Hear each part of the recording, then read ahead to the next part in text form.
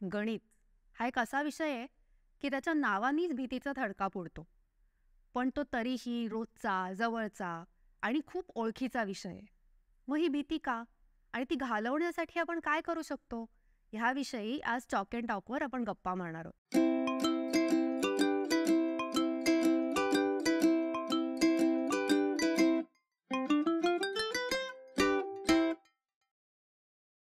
मी नेहा.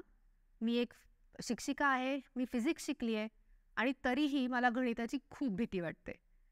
आपल्याबरोबर गप्पा मारायला आज सुरेंद्र आहे आणि एक अशी व्यक्ती आहे जे गणिताबद्दल बोलतात तेव्हा आपल्याला आपोआप गणित आवडायला लागतं. मोने सर. नमस्कार. मी नागेश मोने. मी वाईच्या द्रविड स्कूलमधनं मुख्याध्यापक पदावरनं नुकताच निवृत्त झालेला गणिताचा शिक्षक आहे. याच्यापूर्वी मी डेक्कन एज्युकेशन संस्थेच्या अनेक शाळांमध्ये शिक्षक म्हणून आणि मुख्याध्यापक म्हणून गणिताच्या बाबतीत काम देखील केलेलं आहे. नमस्कार सर. नमस्ते. सुरेंद्र जी ओळख. नमस्कार. मी सुरेंद्र ब्रह्मे. मी इन्फोसिसमध्ये सर्व्हिसला होतो 23 वर्ष आणि त्यानंतर मी इन्फोसिस सोडून मायलिन फाउंडेशन म्हणून आमची कंपनी स्टार्ट केली. मी मायलिनचा को फाउंडर आहे आणि गेल्या 3 वर्षांपासून आम्ही या एज्युकेशन सेक्टरमध्ये काम करत आहोत. गणिताविषयीच बोलायला सुरुवात करूयात. मला स्वतःला गणिताची खूप भीती वाटते आणि मला असं वाटतं की 80% बघणाऱ्या लोकांना सुद्धा वाटत असावी. मी फिजिक्स जरी शिकले असले तरी मला कन्सिस्टंटली आयुष्यभर गणितात कमीच मार्क मिळत आलेले आहेत. त्यामुळे ती भीती आहेच, अजूनही आहे. सुरेंद्र, असा काही तू इंजिनियर आहेस तो? नेहमी असं एक हे असतं की इंजिनियर लोकांना गणिताची फार भीती वाटते. तर मी थोडा अपवाद होतो आणि लहानपणापासून म्हणजे अगदी शाळेपासून गणित हा माझा आवडीचा विषय होता. गणित, इतिहास, भूगोल. आणि इंजिनिअरिंगला आल्यानंतरसुद्धा M1 M2 मला चांगलं अंडरस्टँडिंग होतं आणि त्याचं श्रेय जे माझे प्रोफेसर होते त्यांनी ज्या पद्धतीने वर्गात शिकवलं त्याला मी देईल. त्यामानाने M3 मला बऱ्यापैकी टफ गेला. आणि म्हणजे नक्की काय असतं? ओके, M3 म्हणजे आता त्यांनी गणिताचे 3 वेगवेगळ्या पद्धतीत सेक्शन्स केले आहेत, M1 M2 M3. आणि M3 is mainly dealing with vectors वगैरे त्या बाबतीत. आणि लकीली किंवा अनलकीली जे शिक्षक किंवा प्रोफेसर मला शिकवायचे M3 ते काय एवढे इंटरेस्टिंगली शिकवत नव्हते. त्याचा एक परिणाम असेल. त्यामुळे M3बद्दल मला अजूनही फार म्हणजे असा एक वेगळा दृष्टिकोन आहे. पण याउलट सो फार so good. Mathematics was always my favourite subject. त्याच्यामुळे एक्सेप्ट M3. हां, एक्सेप्ट M3. या सर, आता हे म्हणजे सुरेंद्रचं असं म्हणणं आहे की शिक्षक चांगले होते म्हणून विषय चांगला होता. तर तुमचं काय म्हणणं आहे याबद्दल? म्हणजे हा एक भाग आहेच. अर्थात शिक्षक चांगले असले तर विषय आवडतोच मुलांना. पण मोठं झाल्यानंतर ते बदलतं ना. म्हणजे कॉलेजमध्ये वगैरे तर हे वेगळं असायला हवं. बरोबर आहे. पण एखाद्या विषयाची भीती माणसाला जेव्हा वाटते तेव्हा ती भीती का निर्माण झालेली याचा विचार करणं थोडं गरजेचं राहतं. खरं. आता गणिताची भीती जवळजवळ सार्वत्रिक आहे खरी. आकडेवारी अशी सांगते की समाजातल्या निदान 40% लोकांना तरी गणिताची भीती वाटते. हे प्रमाण खूप मोठं आहे. मी 80% म्हणलं. आणि विशेष सांगायचं म्हणजे की लोकांना जी भीती वाटते, गणिताची जी भीती वाटते, इतका गणित काही भीतीदायक विषय नाही. म्हणजे भीती वाटण्यासारखा विषय म्हणून भीती वाटत असती तर एक वेळ मान्य केलं असतं. पण तसं ते नाही आहे. त्यामुळे अगदी लहानपणापासून गणित कसं आपल्या समोर येतं ना, त्याच्यावर गणिताची भीती जरा अवलंबून आहे. आणखीन एक दुसरा महत्त्वाचा मुद्दा आहे त्या विषयाबाबत. तो विषय जो आहे तो एका अर्थाने अमूर्त आहे, ॲब्स्ट्रॅक्ट आहे. हां. म्हणजे तो दैनंदिन जीवनात सतत लागतोय, त्यात काही शंका नाही आहे. असा क्षण नाही की आपण गणित वापरत नाही आहोत. बरोबर. पण ते दाखवायचं म्हटलं तर खूप कठीण गोष्ट आहे. विज्ञानाचं कसं की समजा लिटमस पेपर घेतला आणि आम्लामध्ये बुडवला तर त्याचा रंग बदलतो, दिसतो. तरी आकाशामध्ये इंद्रधनुष्य आपल्याला दिसतं, पदार्थ दिसतो, त्याचे आकार दिसतात. इथे दिसत नाही, तसं काही दिसत नाही. त्याच्यामुळे गणिताची एक भीती वाटते मुलांना. अगदी सुरुवातीच्या टप्प्यामध्ये शिक्षकांनी ही गोष्ट बघितली पाहिजे की जास्तीत जास्त व्यवहारी पद्धतीने मुलांच्या समोर गणित आणलं पाहिजे. दिसेल अशा पद्धतीने आणलं पाहिजे. म्हणजे लगेचच्या लगेच कसं आहे, गणित जे लिहिलं जातं फळ्यावरनं ते सगळं प्रतिकात्मक आहे. मी जर तुम्हाला विचारलं की एक म्हणजे काय, तर तुम्ही मला एक दाखवू नाही शकणार. तुम्ही एखादी वस्तू दाखवा की हा एक चष्मा आहे. पण मी तुम्हाला चष्मा नव्हता विचारलेला ना, मी तुम्हाला एक दाखवा म्हटलं.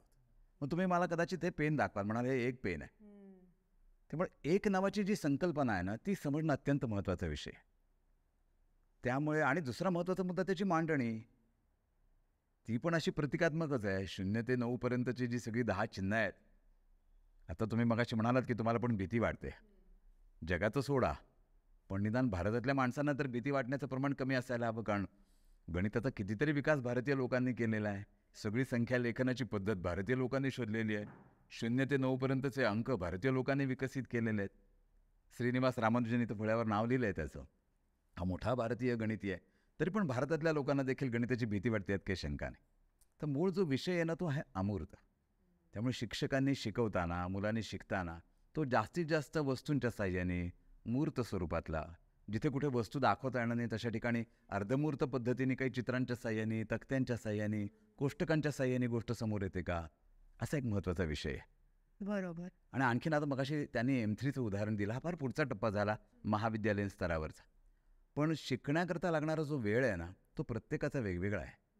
आणि तेवढा वेळ शिक्षकांकडनं दिला जात नाही, तेवढा वेळ पालकांकडनं अपेक्षित धरला जात नाही, आणि मुलांना तर त्याचा ताण येतो. हां, म्हणजे समजतच नसेल एखादी गोष्ट तर आपण काय, मुलं तरी काय करतील? म्हणजे अधिकात अधिक वेळ दिला पाहिजे. उजळणीसाठी जास्तीत जास्त वेळ दिला पाहिजे. एक संकल्पना समजली की लगेचच्या लगेच दुसऱ्या संकल्पनेकडे शिक्षक जे जातात, मुलं जे जातात, तसं जाता कामा नये. आणि खालच्या स्तरावर अभ्यास पण कमी आहे. बरोबर. म्हणजे व्हॉल्यूम आपण म्हणूया, अभ्यास कमी आहे आणि कालावधी भरपूर आहे.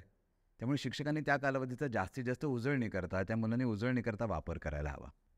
तुम्ही आता म्हणलात सर की ॲब्स्ट्रॅक्ट करून ते अजून कॉन्क्रीटकडे आणायला हवं, तर त्याची काही उदाहरणं देता येतील? हो, नक्की सांगू शकतो आपण. कसं आहे, हा गणित विषयच नव्हे, सर्वच विषय शिकवण्याकरताच्या काही काही पद्धती आहेत, त्याची काही तत्त्वं आहेत. त्यातलं एक सोपं तत्त्व असं आहे की तुम्हाला मूर्ताकडून अमूर्ताकडे जावं लागतं. म्हणजे आहे त्या गोष्टीकडून, दाखवण्यासारख्या गोष्टीकडून न दाखवणाऱ्या गोष्टीकडे आपल्याला जावं लागतं. बरोबर. त्यामुळे गणित सुरुवातीला ना कॉन्क्रीट स्वरूपात मुलांच्या समोर, मूर्त स्वरूपात मुलांच्या समोर आणलं पाहिजे. म्हणजे 3 शिकवायचे नाहीत मुलांना, तर 3 वस्तू दाखवायच्या, 3 वस्तूंचा एक संच दाखवायचा. सामान्यतः आपण असं करतो की हा 1 आहे, लगेच आपण हे 2 म्हणतो. तर मुलाच्या मनात प्रश्न निर्माण होतो की आधी 1 होता आणि त्याचं आता 2 मध्ये रूपांतर झालं का काय? तर ते तसं नाही आहे. 1 शिकवायचा आणि नंतर 1 बंद करायचा आणि पुन्हा 2 दाखवायचा. म्हणजे 2 वस्तूंचा एक संच दिसला पाहिजे. आता मला समजा 3 गोष्टी दाखवायच्या, तर हे 2 मिटले पाहिजेत. म्हणजे मुलाची पाटी कोरी झाली. शिकवण्याचं प्रधान तत्व असं आहे की मुलाला काय येतं काय नाही ना, हे ज्या शिक्षकाला समजतो तो त्याला शिकवू शकतो. पूर्वज्ञानाला फार मोठी किंमत आहे. दुर्दैवाने शिक्षकांना वेळ कमी आहे. त्यामुळे मुलांना काय येतं काय नाही, तो काय शिकत आत्तापर्यंत आला आहे, याची चाचपणीच होत नाही. परिणामी गृहीत धरलं जातं की याला इथपर्यंत आलं असलं पाहिजे. दुर्दैवाने गणिताचा एक आणखीन भाग असा आहे, खरं ते सुदैव आहे, पण दुर्दैवाने असं आहे की एका मुद्द्यावर दुसरा मुद्दा अवलंबून आहे. हां. आणि जर पहिला मुद्दा पक्का झाला नसेल तर दुसरा मुद्दा त्याला येतच कळतच नाही. त्यामुळे त्याची जी एक हायरार्की आहे, त्याची जी एक उतरंड आहे, तर ती समजून घेण्याची गरज आहे. म्हणून 3 दाखवायचे तर 3, 1, 2, 3 असे नाही दाखवायचे शिक्षकांनी, एकदम 3 दाखवायचे. नागपूरला एक डॉक्टर भास्कर फडणीस नावाचे एक मोठे ग्रस्त होऊन गेले महाराष्ट्रामध्ये. ते मोठे MSc झालेले, डॉक्टरेट मिळवलेले, परदेशात जाऊन शिक्षण घेतलेले असे ग्रस्त होते. त्याने लहान मुलांच्या शिक्षणाकरता 15 वर्ष काम केलं. बालवाडीतल्या मुलांना, पहिलीतल्या मुलांना गणित कसं शिकवावं त्याच्यावर पुस्तक लिहिलं. त्यांच्या माझ्या जेव्हा गप्पा झाल्या तेव्हा त्याने मला याची कल्पना दिली की तुम्ही पूर्व प्राथमिक आणि प्राथमिक स्तरावरचं जोपर्यंत गणित पक्कं करणार नाही, जोपर्यंत त्या मुलाला आवड उत्पन्न होणार नाही, तोपर्यंत पुढच्या गणिताला अजिबात हात घालू नये. पण आपली नेमकी शैक्षणिक व्यवस्था अशी आहे की लगेचच्या लगेच आपण पुढच्या पायऱ्यांवर जातो. तर याच्यात एक बेसिक गोष्ट सर, म्हणजे मी एक थोडं वाचलं आहे की आजकाल 5व्या वर्षातच मुलांना शाळेत टाकतात.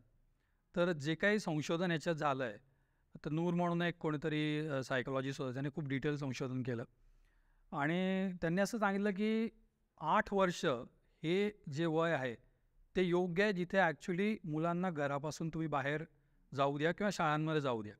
तर आजकाल काही प्रॅक्टिकली याच्यात खूप सारे वेगवेगळे ओपिनियन, मतभेद असतील आणि स्पेशली पॅरेंट्स लोकांना अजिबात आवडणार नाही आणि स्पेशली आई लोकांना तर अजिबात नाही, किंवा 8 वर्ष मुलगा घरात राहिला आणि तोपर्यंत मी काय करणार, राईट. पण तुमचं याच्याबद्दल काय मत आहे? म्हणजे जर मुलाची जर घरातच तोपर्यंत प्रगती झाली आणि जेव्हा त्याचा मेंदू पूर्णपणे विकसित झाला असेल नवनवीन कल्पना शिकण्यासाठी, आणि स्पेशली जे आपण गणिताबद्दल बोलतो, राईट, तर गणिताबद्दलचा जर पाया भक्कम करायचा असेल तर तसं जर थोडा उशिरा ही जर शिकणं चालू झालं तर त्याच्याने काही फरक पडू शकेल का? नाही, हा एक सर्वसाधारण तुमचा मुद्दा झाला. म्हणजे एकूणच कुठल्या वयात मुलाला शिकवायला सुरुवात केली पाहिजे, औपचारिक शिक्षण व्यवस्था केव्हा चालू झाली पाहिजे. त्याच्या अगोदर मूल घरी शिकतच असतं. आई आली की ते आई आली म्हणतं, बाबा आले की बाबा आले म्हणतं, ते शिकतच असतं, त्यात काही शंका नाही. असं काही नाही की शिक्षक शिकवतात म्हणून मूल शिकतं, आईवडील शिकवतात म्हणून मूल शिकतं. नाही नाही, शिकण्याची प्रक्रिया नैसर्गिकच आहे. म्हणजे ते शिकतच असतं, त्याला काही कळत नाही अशा अवस्थेतनं ते शिकत असतं. इतकी सहजता असते. किंबहुना आई वडील किंवा आम्ही शिक्षक किंवा ही सगळी व्यवस्था ना फारच गोष्ट औपचारिक करत असल्यामुळे ना त्याच्या नैसर्गिक पद्धतीने सहज पद्धतीने शिकण्याच्या व्यवस्थेतच आपण गडबड करतो का काय, असा पण एक महत्त्वाचा मुद्दा आहे. खरे अडथळे तयार करतो. आणि त्यातही कसं आहे की संकल्पना वेगवेगळ्या वयोगटांना ते वेगवेगळ्या लक्षात येतात, समजू शकतात. उदाहरण घेतो तुम्हाला, की मूल जोपर्यंत 10 वर्षाचं होत नाही ना तोपर्यंत त्याला ऋणसंख्या नाहीच समजू शकत, निगेटिव्ह नंबर्स. निदान 10 वर्षाचं ते व्हावं लागतं, त्यातल्या त्यात 11च. आणि तुम्ही पहा अभ्यासक्रमामध्ये इयत्ता 6वीला ऋणसंख्या ठेवलेल्या तुम्हाला दिसते.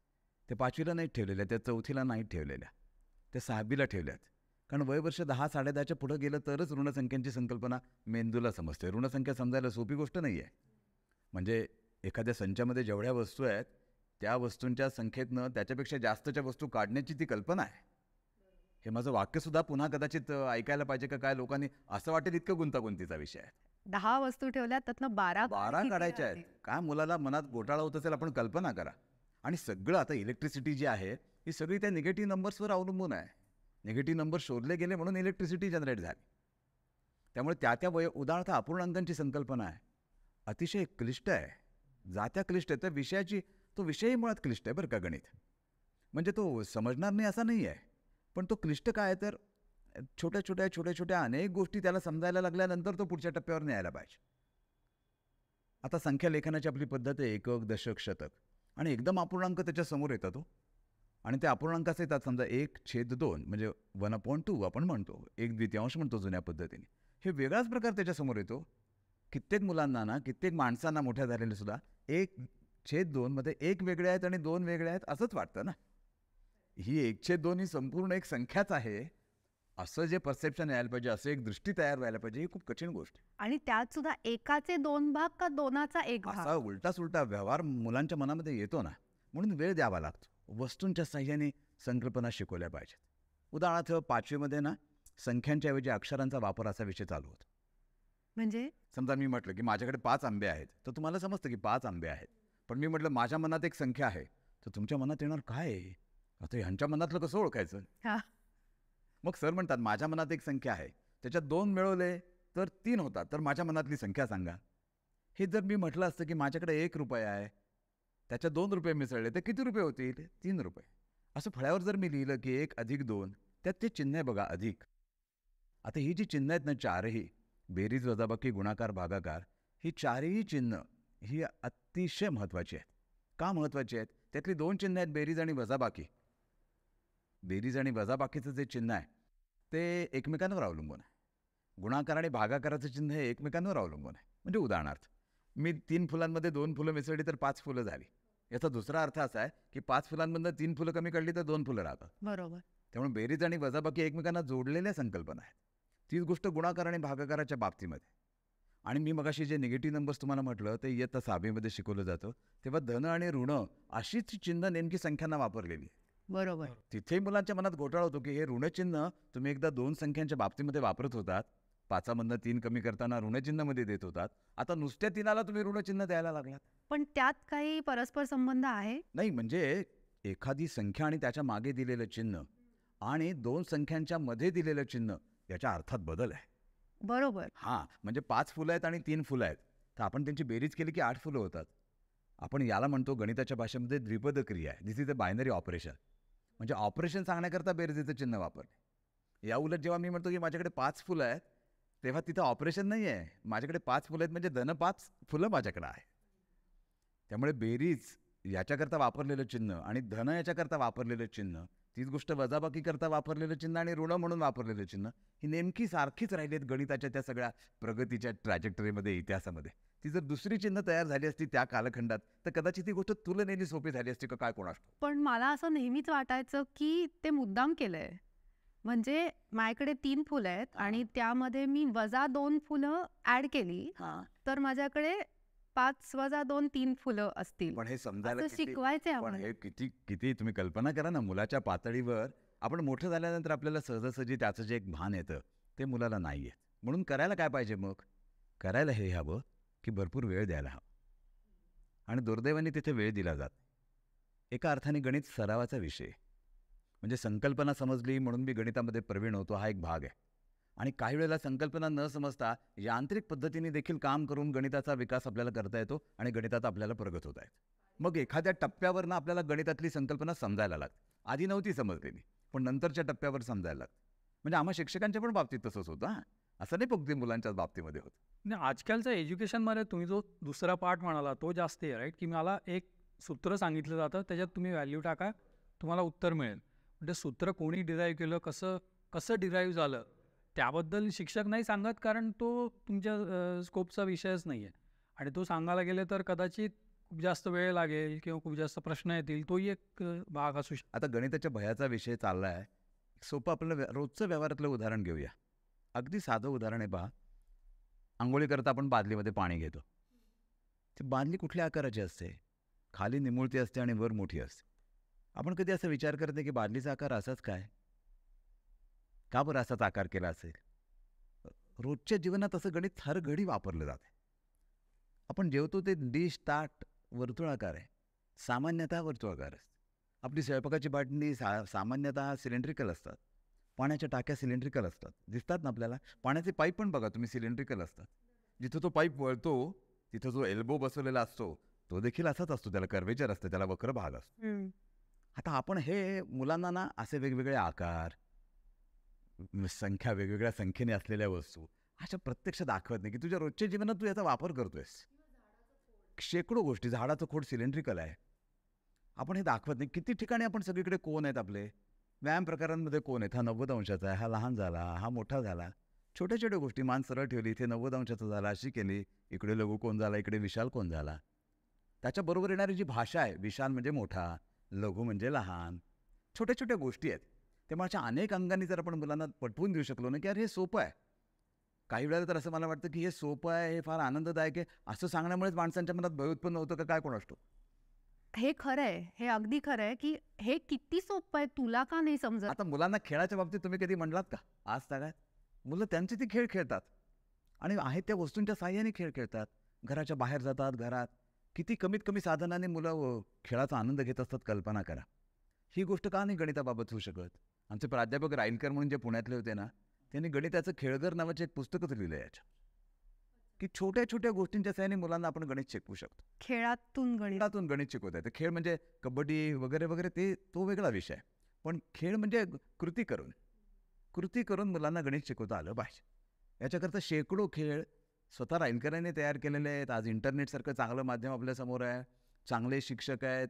चांगलं मटेरियल लोकांनी निर्माण केलेले. मगाशी यांनी एका मानसशास्त्रज्ञाचं नाव सांगितलं. तुम्हाला एक बारीक उदाहरण सांगतो म्हणजे तुमच्या लक्षात येईल. जगातल्या सगळ्या मुलांच्या बाबत ही गोष्ट आता लक्षात आलेली आहे की ती समान पद्धतीने शिक्षण घेतात. ही फार सोपी आणि चांगली गोष्ट आहे मुलांना घडवण्याच्या दृष्टीने. घडवण्याच्या म्हणजे त्यांच्या विकासाच्या दृष्टीने. म्हणजे सगळी अनुकरणाने शिकतात. जगात कुठलंही मूल असं नाही की जे अनुकरणाने शिकत नाही. मुलं एक वेळ आपलं बोलणं ऐकून शिकणार नाहीत, पण आपण काय करतो ते बघून मुलं शिकत असतात. म्हणून मुलांच्या समोर शिक्षकांनी ना त्यांना विषय येतो, चांगला आवडतो, त्याच्यात त्यांना मौज वाटते, असं शिक्षकांच्या जर प्रतीत झालं मुलांच्याकडे ना तर ते आपोआप यायला लागलेत काही शंकाने. आता मी तुला शहाणं करतो गणितात असं म्हणून काही कोणी कोणाला शहाणं करू शकत नाही. मला जर गोडी असेल ना, मला जर मुलांच्या शिक्षणाबद्दल गोडी असेल ना, मला मुलांबद्दल जर गोडी असेल ना, तर मी शिकवतो तो विषय मुलांच्या अंगवळणी पडतो या शंकाने. सामान्यतः तुम्ही बघा ना, आपल्याला कुठला विषय आवडतो? जे शिक्षक आपल्याला आवडतात तो विषय आपल्याला आवडतो. खालच्या स्तरावर, ज्या स्तरावर फार ज्ञानाची अपेक्षा नाही, फार कर्माची अपेक्षा नाही, थोडी म्हटलं तर भक्तीची, प्रेमाची, आत्मीयतेची अपेक्षा आहे. त्यामुळे आणि दुसरं पण एक परीक्षा पद्धत आहे ना आपली, ती पण जरा भय उत्पन्न करणारी. याला इतके मार्क पडले आणि त्याला तितके मार्क पडले, हे कमी करून टाकलं पाहिजे. मी तुम्हाला एक सोपं उदाहरण सांगतो रामानुजनचं. तुम्ही म्हणालात ना भय, रामानुजन लहानपणापासून गणितामध्ये प्रगत होते म्हणूया, होता नको म्हणायला, प्रगत होते. पण त्यांना इतर विषय येत नव्हते. त्याच्यात अक्षरशः ते अनुत्तीर्ण व्हायचे. त्याने जीवशास्त्राबद्दल तर वाक्य लिहिलंय की अक्षरशः माझा जीव घेणारा विषय आहे. नाही ग. तेव्हा गणितामध्ये तुम्हाला जसं भय आहे ना, तसं अनेकांना गणित विषय सोडून अनेक विषयांमध्ये भय आहे, पण त्याची चर्चा एवढी होत नाही जेवढी गणिताच्या भयाची होते. हो. कारण खूप म्हणजे तुम्ही म्हटला तसं 40% लोकांना गणिताचे गणिताची भीती. म्हणून मला असं वाटतं की ती परीक्षा पद्धत जी आहे ना, ती पण ना म्हणजे खरंच हानिकारकच आहे मुलांना. लहान स्तरावरनं इयत्ता 4थीपर्यंत ना अशा प्रकारच्या परीक्षा घेऊच नाही. ज्यांनी तुलना होईल. तुम्ही घरातले बघा बरं, माझ्या आईची काही स्वयंपाकाची परीक्षा झालेली नाही. माझी आई तिच्या सासूकडनं अतिशय सुंदर स्वयंपाक शिकली. ती 10 वेळा माझ्या सासू म्हणजे तिच्या सासूचं नाव सांगते की मला त्यांच्याकडनं शिकायला मिळालं. माझं लहान वयात लग्न झालं, मला सगळं त्यांच्याकडनं शिकायला मिळालं. तिथे काही परीक्षा घेतली गेली नाही. 10 चुका झाल्या, त्या चुकांमधनं ती शिकत गेली. असं का नाही गणिताच्या बाबत होत? सारखं त्या परीक्षा घ्या, त्याला मार्क द्या, त्याच्यात कोण श्रेष्ठ कोण कनिष्ठ ठरवा. कोण ठरवतं हे श्रेष्ठ आणि कनिष्ठ? तर म्हणून भय जे आहे ना, ते असं अनेक अंगांनी निर्माण झालेली गोष्ट आहे. त्यामुळे अनेक अंगांनी प्रयत्न करून शिक्षण आनंदमय आनंददायी करण्याचा प्रयत्न शिक्षकांनी आईवडिलांनी करायला हवा. सर तुम्ही मगाशी म्हणलात की म्हणजे लहान वयामध्ये हसत खेळत आणि अमूर्त संकल्पना मूर्त बनवून शिकवणं आणि हे सगळं छान आहे. म्हणजे मध्ये शिकतो, पण 6वी नंतर जेव्हा या अमूर्त संकल्पना यायला लागतात म्हणजे ऋणसंख्या किंवा कितीतरी म्हणजे इक्वेशन्स असतात जी समजत नाहीत किंवा भूमितीमध्ये कितीतरी प्रमेय जी खूप इंट्युएटिव्ह नाही आहेत, समजत नाही की त्यांना म्हणायचं काय आहे त्याच्यामध्ये. तर हा जो शिफ्ट आहे तिथे पण भीती कधी कधी तयार होते. कारण इतके दिवस मला समजत होतं, इतके दिवस मला येत होतं, मार्कही मिळत होते आणि बरोबर मुद्दा छान सांगितला. होतं. म्हणजे जशी संकल्पना एखादी शिकताना ना काळजी घ्यायला हवी शिकवताना आणि शिकताना, तसं नवीन एखादी संकल्पना पहिल्या संकल्पनेनं जेव्हा निर्माण होते ना, तेव्हा देखील खूप काळजी घ्यायला हवी. जसं मी मगाशी उल्लेख केला की संख्यांच्या ऐवजी अक्षरांचा वापर, म्हणजे बीजगणिताचा वापर चालू होतो. तुम्ही म्हणालात ना सूत्र आहेत. मुलं विचारतात मोठी झालेली आम्हाला की सर A+B कंसाचा वर्ग आम्हाला कुठे लागला नाही हो, ते कशाला साईन कॉस टॅन तुम्ही शिकवण्यामध्ये आमचं आयुष्य बर्बाद केलं तेव्हा, असं म्हणतात मुलं. पण त्यांना मग मी जेव्हा उदाहरण देतो की अरे एखादा मोठा बोगदा तयार करायचा आहे ना, तर आपल्याला त्रिकोणमितीचा वापर करावा लागतो. त्रिकोणमिती किती इंटरेस्टिंग गोष्ट आहे ना, मी तुला सांगतो. एखादी संख्या दुसऱ्या संख्येचा कितवा घात आहे हे सांगण्याकरता लॉगरिथम कसं विकसित झालंय तुला सांगतो. म्हणजे तुला सगळं गणित किती सोपं आहे ते तुझ्या लक्षात येईल. एक साधन आहे, जसं स्क्रूड्रायव्हर आहे. स्क्रू काढण्याकरता ते उपयोगाचं आहे, एखादं टोपण काढण्याकरता उपयोगाचं आहे. तर हे गणित एक साधन आहे. चांगलं आनंददायक जीवन जगण्याकरता, सोपेपणाने जीवन जगण्याकरता ते एक महत्त्वाचं साधन आहे. त्याचा बागुलबुवा करायचं काही कारण नाही आहे. म्हणजे अमूर्त संकल्पना जरी यायला लागल्या म्हणजे आपल्या शिकण्यामध्ये 6वी नंतर, तरी सुद्धा त्यांना कॉन्क्रीट उदाहरणं देऊन सांगणं. बरं झालं तुम्ही एक मुद्दा सांगितलात. मी एक साधं अगदी तुम्हाला उदाहरण सांगतो. या कागदावर मी एक बिंदू घेतलेला आहे. हा बिंदू आहे. आता बिंदू म्हटलं की त्याला नाव द्यावं लागतं आणि ते नेहमी मोठ्या अक्षरात द्यायचं असतं. तर गणितामध्ये काय आहे, अशा छोट्या छोट्या गोष्टी खूप महत्त्वाच्या आहेत. म्हणजे एखादा बिंदू आहे, नाव कसं द्यायचं, एखादा रेषाखंड आहे, नाव कसं द्यायचं, वाचायचं कसं, अशा छोट्या छोट्या पण अत्यंत महत्त्वपूर्ण गोष्टी आहेत. जेव्हा त्याचा पाया पक्का होईल ना, पुढे गेल्यावर त्याला कळणार पण नाही की आपण हे शिकलो होतो. इतक्या सहजगती ही गोष्ट झाली पाहिजे. आणि जाणीवपूर्वक सांगावं पण लागतं की मी स्मॉल अक्षरात नाव दिलं का कॅपिटल अक्षरात नाव दिलं, असं सांगावं लागतं. म्हणजे मग मुलाची दृष्टी तयार होते. शेवट गणित का शिकवतो आपण, किंवा सगळे विषय मुलांना का शिकवतो शाळेत, तसा थेट काय उपयोग असतो त्याचा. माझी पणजी शिकली नव्हती, पण सुखासमाधानाने तिचे दिवस गेलेच असतील की, मग कशाकरता मुलांना शिकवायचं? तर त्याला जीवनाचा आनंद मिळाला पाहिजे, हे आपला महत्त्वाचा मुद्दा आहे. मग हा मिळवण्याचा मार्ग काय आहे, तर आपल्याला आनंद जो मिळतो तो त्याच्यापर्यंत आपल्याला देता आला पाहिजे. तो देण्याचा मार्ग काय, तर मी खूप बारकाईने त्याचा विचार करायला पाहिजे, चिंतन करायला पाहिजे. साधा बिंदू आहे हा. या बिंदूला मी नाव दिलं समजा A, कॅपिटल A असं त्याला नाव दिलं. आणि मुलांना जर सांगितलं ना की या बिंदूतून जाणारे कागदाच्या घड्या घाला बरं, या बिंदूतून जाणाऱ्या घड्या घाला, तुम्हाला आश्चर्य वाटेल. मुलं इतकी पटापट पटापट हे बघा म्हणतात, एक घडी घातली, बघा दुसरी घडी घातली, असं करत करत मुलं इतक्या घड्या दाखवतात. मग आपण म्हणायचं मुलांना, अरे एका बिंदूतून एकच जाते का रे रेषा? तो म्हणतो नाही दुसरी पण गेली आहे. तिसरा म्हणतो तिसरी पण गेली आहे. चौथा म्हणतो चौथी पण गेली आहे. मग आपल्या वर्गात 40 मुलं तर 40 रेषा तयार होतील. दुसऱ्या वर्गातही 40 मुलं तर आणखीन 40 रेषा तयार होतील. सगळ्या शाळेत 1000 मुलं आहेत म्हणजे 1000 रेषा तयार होतील. सगळ्या जगात किती माणसं आहेत, किती रेषा तयार होतील. याला म्हणायचं अनंत. एका बिंदूतून अनंत रेषा जातात. अनंत ही काही संख्या नाही आहे. तेव्हा अनंताची संकल्पना समजून सांगण्याकरता एक साधा मुद्दा आहे. एका बिंदूतून अनंत रेषा गेल्या. समजा बिंदूंची संख्या वाढवली, एकाच्या ऐवजी 2 बिंदू घेतले. हे बघा उदाहरण. मग मुलं म्हणतात, अहो सर, त्या दुसऱ्या बिंदूला नाव द्या की.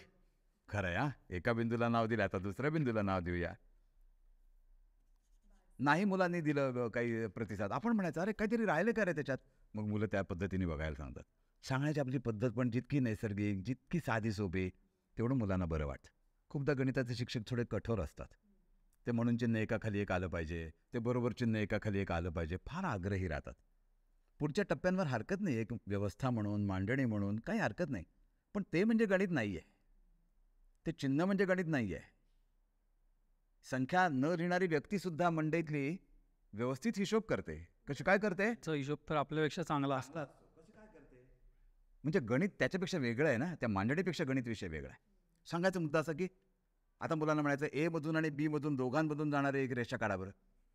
किती येते? किती येतील? आधी अंदाज करायला सांगायचा. गणिताचं आणखीन एक लक्षण आहे, अंदाजाकडून अचूकतेकडे नेता आलं पाहिजे. खरा अंदाज. मुलं म्हणतात अनंत, का तर ए मधनं अनंत गेल्यात, बी मधनं अनंत जात आहेत. पोरांना वाटतं मग आपल्याला सांगावं लागतं अरे एकाच वेळेला ती रेषा ए मधून पण गेली पाहिजे आणि बी मधून पण गेली पाहिजे. मग करायचं काय? मुलांना म्हणायचं ए मधनं जाणाऱ्या रेषा काढा, गाड्या. पोरं गाड्या घालतात. अशी कागदाच्या घडीतनं जर आपण एखादी भूमितीतली गणितातली संकल्पना शिकवायचा प्रयत्न केला तर गणिताची घडी बसेल, त्यात काही शंका आहे काय? पण आपण सामान्यतः ते करत नाही. बरं, कागदही काही शिक्षकांनी स्वतःच्याच दप्तरातला वापरला पाहिजे अशातला विषय नाही, मुलांकडे असतातच. शाळेत कितीतरी जुन्या वह्या पडलेल्या असतात, त्याचे कोरे कागद पडलेले असतात, झेरॉक्सच्या दुकानात असतात. आपलं साधन पण असं पाहिजे ना, सहजगत्या. मुलांनी घरी जाऊन आईबाबांना पण दाखवलं पाहिजे. पाहिजे. काही कठीण नाही आहे. मग आपण काय करायचं? आता घडी काढणं थोडं कठीण आहे ना, मग मी रेषा काढल्या. ए मधून जाणाऱ्या, बी मधून जाणाऱ्या, अशा अनेक रेषा काढल्या. आता दुसरा रंग वापरतो, याने काढूया. बी मधून जाणाऱ्या. मग आपण मुलांना म्हणायचं पण मला काय पाहिजे होतं रे? ए आणि बी मधून दोघांमधून गेल्या पाहिजेत. या फक्त ए मधनं झाल्या, या फक्त बी मधनं झाल्या. मग आपण बघूया का घेतले कुठली रेषा याच्यातून जाते. तर समजा हीच निळी रेषा अशी गेलेली आहे. मग मुलं म्हणतात सर, दोन बिंदूतून एक आणि एकच रेषा नक्की झाली बरं का. म्हणजे एका बिंदूतून अनंत रेषा आणि एकच बिंदू वाढवला, संख्या एकानेच वाढवली म्हणजे 2 केली, तर रेषांची संख्या एकदम कमी झाली, एकावर आली. आधी अनंत. एक विलक्षण अनुभव मुलांना त्या निमित्ताने मिळतो. मग त्याच्यानंतर विधान लिहून घ्यावं ना की 2 बिंदूने एक आणि एकच रेषा नक्की होते, एका बिंदूतून अनंत रेषा जातात, असे नंतर विधानं लिहून घ्यावीत. लगेच त्याच्यावर गाळलेल्या जागा विचारू नयेत. लगेच पेपरमध्ये ते चुकलं म्हणून मार्क कमी करू नये. एखाद्या मुलाचं हे चुकलं लिहायला पेपरमध्ये, तर त्याला म्हणायचं आता कागदावर 2 बिंदू घ्या आणि करून दाखव बरं मला. तू म्हणतोस अनंत रेषा 2 बिंदूतून जातात, दाखव बरं. तो म्हणतो नाही एकच जाते. देऊन टाका त्याला मार्क. समजलं त्याला. त्याच्या समजण्याकरताची किंमत आहे ना ती. का त्याने काय लिहिलं त्याच्याबद्दलची किंमत आपण धरणार आहोत. खरंय. एखाद्याने आईने थालपीठ केलं काय आणि काय पिठलं भाकरी खायला घातलं काय, ते घालण्याच्या मागे तिचं प्रेम हा महत्त्वाचा मुद्दा आहे ना. तसं त्याला समजलं का नाही समजलं हा महत्त्वाचा मुद्दा आहे. ते जो शिक्षक समजून घेईल तो गणित विषय मुलांच्या आनंदाचा करेल, यात काही शंका नाही, आणि गणिताचं भय कमी होईल. पण शिक्षकांना सुद्धा सर गणिताची भीती वाटते. हो, आता काय आहे ती खरं कमी करण्याचा एक मार्ग म्हणजे शिक्षकांची मोठ्या प्रमाणावर संवाद झाले पाहिजेत. चांगल्या पद्धती शिक्षकांच्या समोर आल्या पाहिजेत. आणि कितीतरी शिक्षक त्यांच्या पातळीवर मुलांकरता खूप काम करत असतात.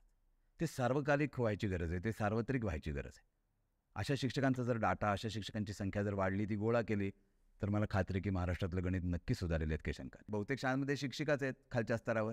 तो पण आपल्या समाजामध्ये जरा भेद काय तो एक वेगळा विषय आहे. आणि मानसशास्त्राचा उपयोग गणिताच्या शिकण्याकरता कसं करू याच्यावर पुस्तकं तरी. Psychology of learning mathematics by Richard scam. माझं नातू आहे, झोपण्याकरता मी जी सतरंजी घातली होती त्या सतरंजीवर मी झोपायला लागल्यावर तो मला म्हणाला, या सतरंजीवर तू मावणार नाही आहेस, पण तू जर तिरका झोपलास ना याच सतरंजीवर तर बरोबर मावतोयस. पायथागोरस म्हणजे त्याला बरोबर कळालंय. त्याला पायथागोरसचं नाव माहिती नाही, त्याला काटकोन त्रिकोण माहिती नाही, त्याला कर्ण शब्द माहिती नाही, पण त्याला हे माहिती आहे ही लांबी जास्त आहे आणि ही लांबी कमी आहे. हे गणित आहे. आणि असं सतत चालू आहे. ज्या कपातनं आपण चहा पितो त्याला एक बशी आहे. कशाकरता बशी आहे, का वर्तुळाकार आहे, किती खड्डा असतो त्याला, का कप असाच, इतक्या सुंदर गोष्टी गणितातनं सांगता येतात ना, त्याला काही तोडच नाही.